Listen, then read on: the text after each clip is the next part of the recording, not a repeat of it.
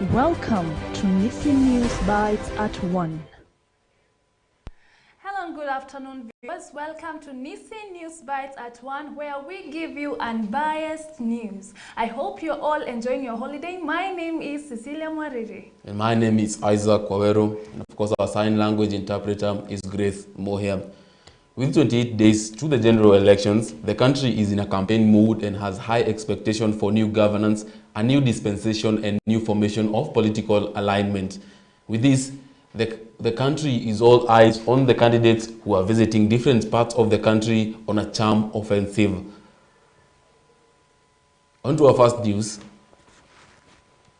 Azimio la Umoja. Let me take that down.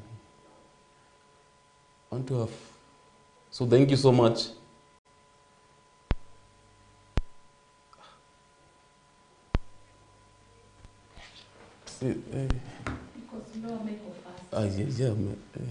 Meharibu hapo.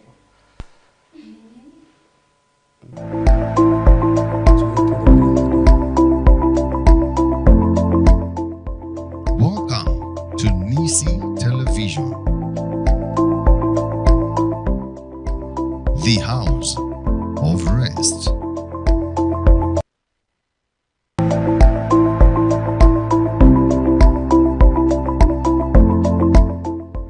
Welcome to Nissi Television,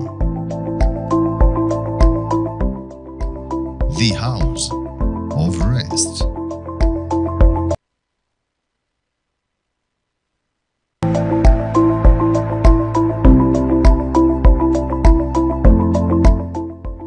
Welcome to Nissi Television, the house of rest.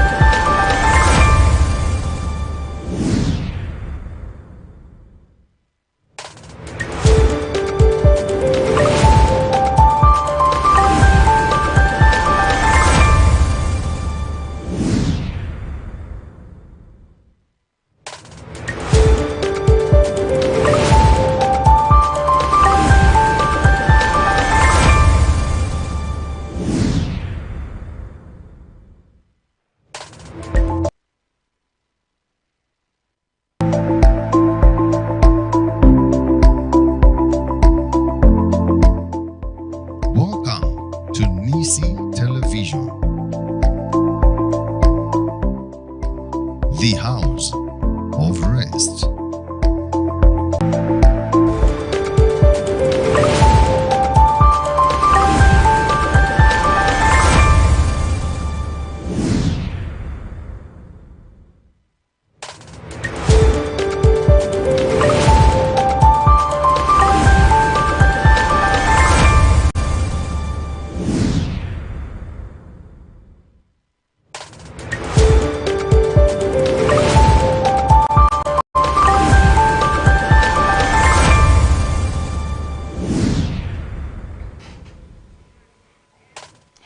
Well, on our top stories, Azimio la Umoja One Kenya Coalition Party presidential candidate Raila Odinga has supported calls to withdraw tree plucking machines by multinationals operating in Kenya. Mr. Odinga and his running mate, Martha Karua, who spoke in Bomet and Kericho counties, also said their government will not harass the opposition party leader, and Isaac Kwawero has a true picture of what happened during the said event. Mr. Odinga to resettle families evicted from Mau Forest should he win the presidency in next month. Mr. Atwoli said that more than 200,000 people have lost their jobs with the introduction of the tea plucking machine, especially in the South Rift. Mr. Odinga said that his administration will do away with the tea plucking machine and instead give the residents an opportunity to work in the farm, which will create job opportunities. He also said that he will fix the economy and address the high cost of basic good stuff in the country. Azimio running mate Martha called on women to back Mr. Odinga on the presidency, saying he had demonstrated steadfastness in leadership and fought to entrench democracy in the country. Reporting for Nissi Bytes at 1, my name is Isaac Oweru. On to other news, still in politics, Kenya Kwanza pitched camp in Turkana County, championing the ability to lead the country on the basis of the bottom-up policy. Led by their deputy president, the coalition urged the voters to turn up in numbers and vote in all leaders aligned to Kenya Kwanza, as Grace Moher tells us. Remaining for the national election to be held, the deputy president campaign in Turkana County, Ruto, who was accompanied by the Kenya Kwanza leaders, among them Moses Wetangula, Nanok, who is the governor of Turkana County, Musalia Mudavadi, among others, said that he has trust in IEBC and it is ready to deliver credible results. The deputy president assured Kenyans that his team will conduct peaceful campaigns and they will maintain peace even after the elections. While in Turkana County, Ruto promised the residents that he will improve the agricultural sector, fight hunger, and improve the economy by creating job opportunities. In support for his bid, the deputy president said that his government will set aside 200 billion Kenyan shillings for textile, leather industry, value addition, manufacturing, housing, and agro-processing. Reporting for Nissi News Bytes, I am Grace Moher. Well, on to our church news. Meru Bishop Silas Mugambi blesses the faithful of Christ the King, Kidhima Parish, on July 10, 2022, after administering the sacrament of confirmation to 92 faithfuls. He later read a statement by the Kenya Conference of Catholic Bishops, where the church hit out at the continued spat between President Uhuru Kenyatta and his deputy William Ruto, saying it could derail the quest of peace ahead of August 9th polls. Our reporter has more. The Catholic Church is concerned of a continued spat between President Uhuru Kenyatta and his deputy William Ruto, saying their public war of words could derail the quest of peace. Through the Kenya Conference of Catholic Bishops, the church said it was important for the two to exercise restraint to ensure Kenyans follow their example as the August 9th general elections approaches. In a speech read by Meru Bishop Silas Mugambi, the prelate said it was important for every Kenyan to follow the rule of law for peaceful polls. Start changing this culture and start observing the law at all times. We must start in our area and in group by obeying the law and not covering anyone who disobeys the law. The electoral code guides us all, the aspirants, the voters, and IMBC in the electoral process for us to conduct peaceful elections, which is the desire of every Kenyan. We must follow the law. Speaking at Christ the King, Kidhima Parish, when he administered the sacrament of confirmation to 92 faithful, Bishop Mugambi said public disagreements between the two had left the church appalled. Our prayer walk is to remind the Kenyans, Kenya is bigger than an individual. Kenya is bigger than any political affiliation.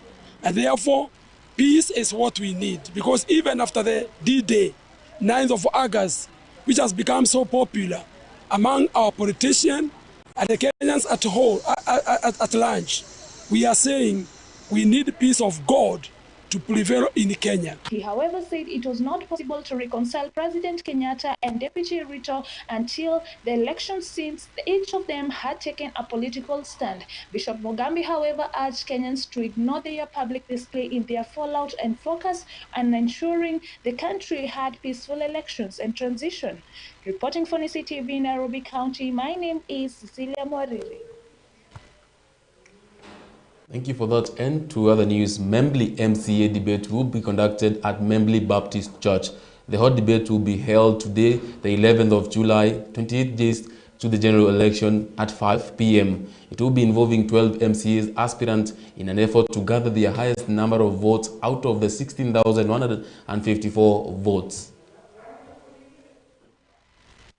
A message from the Membli Park Residents Association, MEPRA.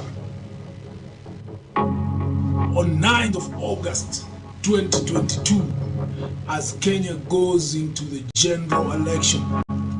12 aspirants will be going head-to-head in an effort to gather the highest number of votes out of the 16,154 votes registered in County Assembly Ward number 569, otherwise known as Gitoro Ward, where Memble Park Estate is part and parcel of the incumbent Daniel Kafere, who is now an independent candidate trying to defend his seat against the likes of Anthony Diangui Nyakwea of the Chama Chakazi, Eunice Njoki Wanjiro from the PPD, the Party of Peace and Development, John Njogu Kamande of the UDA, the United Democratic Alliance, Neville Chemukuna Pori of Tujibebe wa Kenya Party, Nicholas Mbogwa Kuria of the Jubilee Party, Patrick Mwangi Kamau of ODM, and independent candidates Joseph Kamau Ngisho, Patrick Mboro Gathenge, Peter Gitao Wanyoike, Isaac Merengo Gitao, and Simon Nyaga Wanjiro. The Memble Park Residents Association has organized an opportunity for these 12 aspirants to engage the residents of this estate and explain exactly what it is that they might want to do for the ward in general and for Memble Park in particular through a debate this coming Monday, the 11th day of July 2022, hosted by yours truly, MC Mojule, the Big Brother, aka Kakakubwa, alongside John Washira from the Memble Park Residents Association at the Memble Baptist Church, starting from 5 p.m.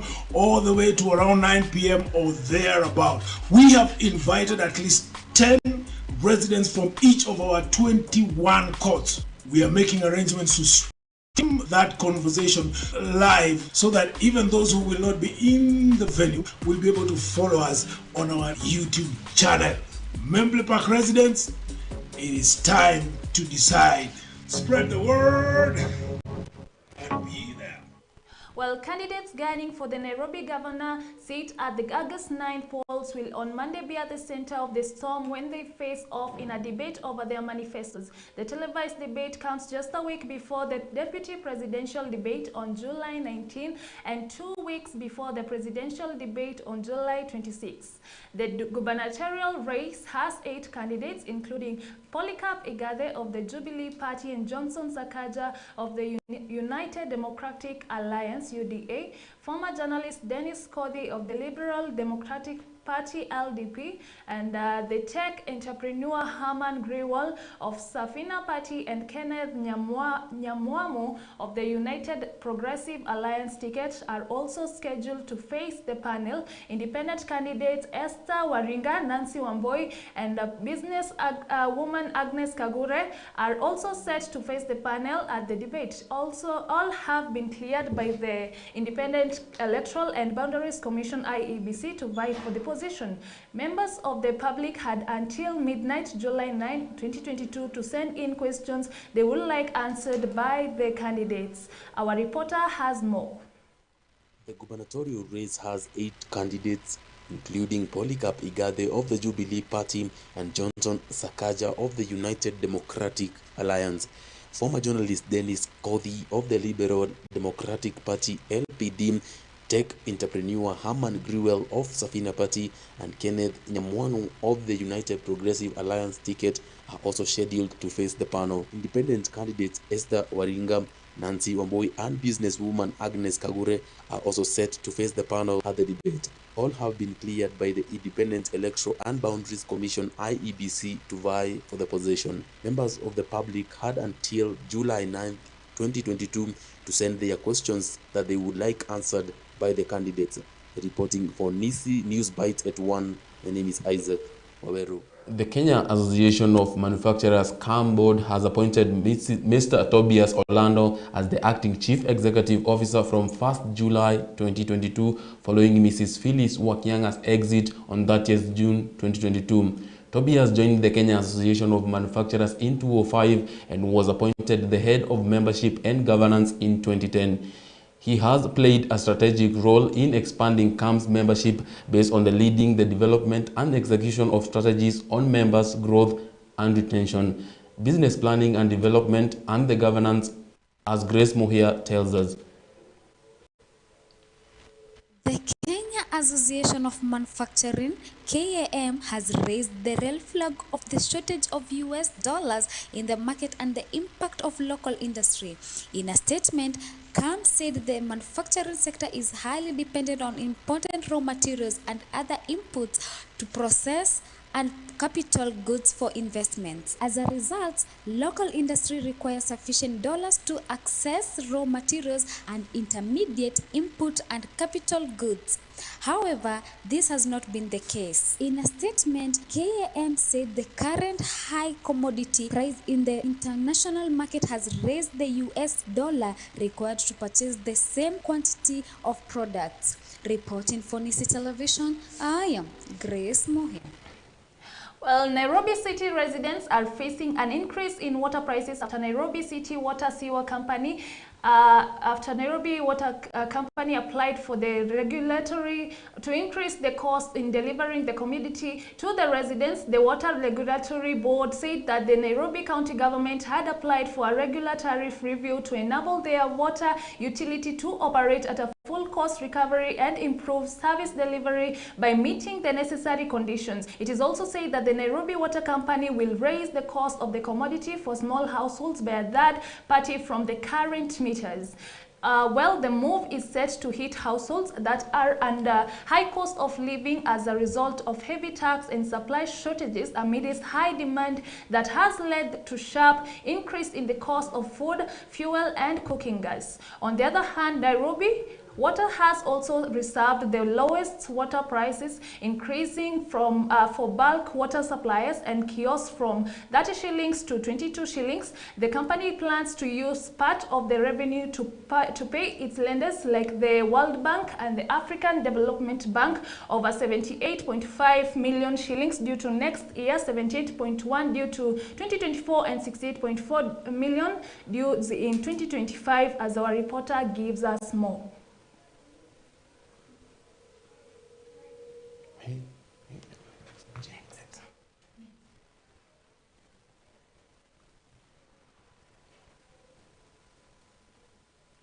Now, on to some international news. Japan ruling party wins the election after Abe's assassination. Japan Liberal Democratic Party of the late former Prime Minister Shinzo Abe cruised to victory following a parliamentary vote on Sunday. The ruling LPD secured 63 seats, more than half of the 125 seats up for grabs in the upper house. The ruling Conservative bloc, which also includes LPD's coalition partner Kameito, will now have 75 seats in the assembly. Paul Gregory tells us more. The ruling LDP secured 63 the 175 seats up for grabs in the upper house. The ruling Conservative bloc, which also includes LDP's coalition partner Kameito, will now have 75 seats in the assembly. The Prime Minister Fumio Kishida said it is significant that their side was able to pull the election together at a time when violence was shaking the foundations of the elections. The LDP was expected to receive a surge of support after Abe's assassination. So reporting for News at 1, my name is Paul Gregory. Elsewhere, Sri Lanka opposition meets to discuss new government as president steps down. President Gotabaya Rajapaksa and Prime Minister Ranil Wickremesinghe agreed to resign on Saturday. Opposition parties are rushing to replace them with a coalition. All of Sri Lanka's opposition parties met on Sunday in hopes of putting together a coalition government to take over after fierce protests forced President Gotabaya and Prime Minister Ranil to agree to step down the day before. Paul Gregory has more. Opposition parties Samagijana Balawegaya met with other opposition parties coming to a consensus on Sunday so that they can form a government and Rajapaksa can resign. Opposition lawmaker M.A. Samanthiran from the Tamil National Alliance said that a coalition of all opposition parties could easily reach the 113 members needed to form a parliamentary majority. The Prime Minister, Wikrensigge, said on Saturday that he would step down to make the way for a coalition government to take power. President Rajapaksa also agreed to resign on a few hours later, following months of protest calling for his removal that came head-on with protesters storming his residence on Saturday. Reporting for News at 1, my name is Paul Gregory. Now let's get some sporting action.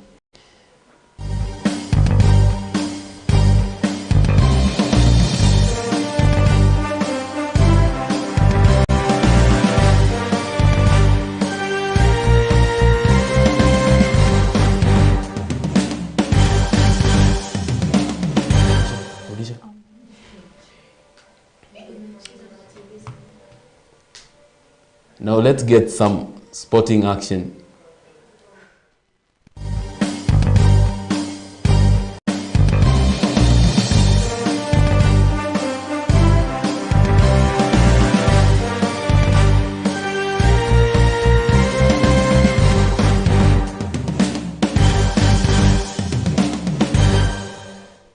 Now on to some sports. Okutunyi is set to grace women's future tournament in Tunisia and Egypt. The country's youngest Kenya Open champion said she has 6 weeks to prepare for the final Grand Slam on the year. Okutunyi and Kijinab defeated Canadian Kailia Cross and Victoria Mkombo for 3-6, 4-6-4 and 11-9 to bag the prestigious doubles crown at the All England Club.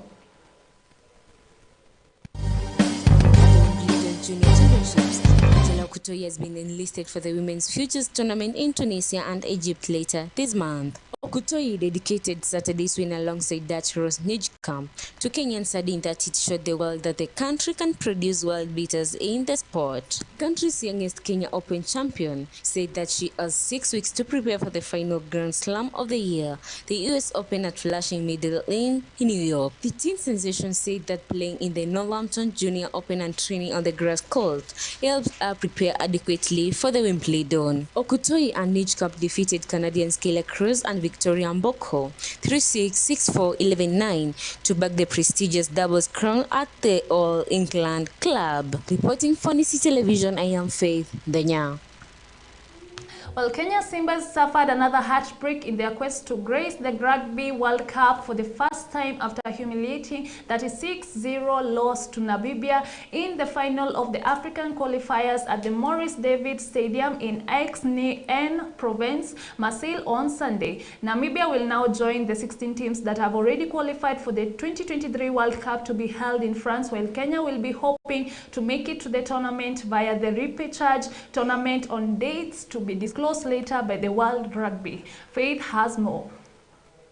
Lost 36-0 to Nemesis Namibia in the 2022 Rugby Africa Cup, doubling up the 2023 Rugby World Cup Africa qualifier played on Sunday night at St. Maurice David Aix-en-Provence in France. Simbas trailed 15-0 at the break before the Namibians sealed the win in the finals half with 23 more points as they continued with the unbeaten run against Kenya. The Simbas have not been beaten by Namibia since 2014. By winning the finals, Namibia has now qualified for the 2023 World Cup. Kenya, meanwhile, will compete in the final qualification tournament in November. The Simbas knocked out Algeria 36-33 in a 10 semi-final to reach the finals. Kenya also registered a big 42-7 win over Uganda in quarterfinals. Reporting for Nissi Television, I am Faith Danya.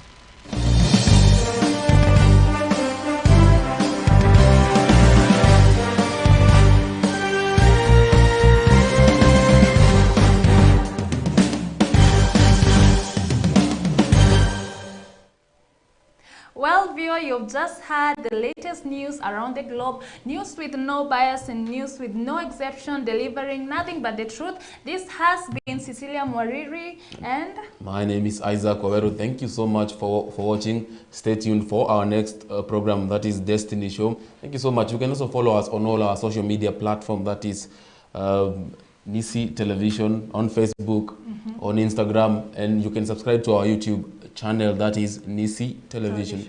Thank you so much. Have a good day.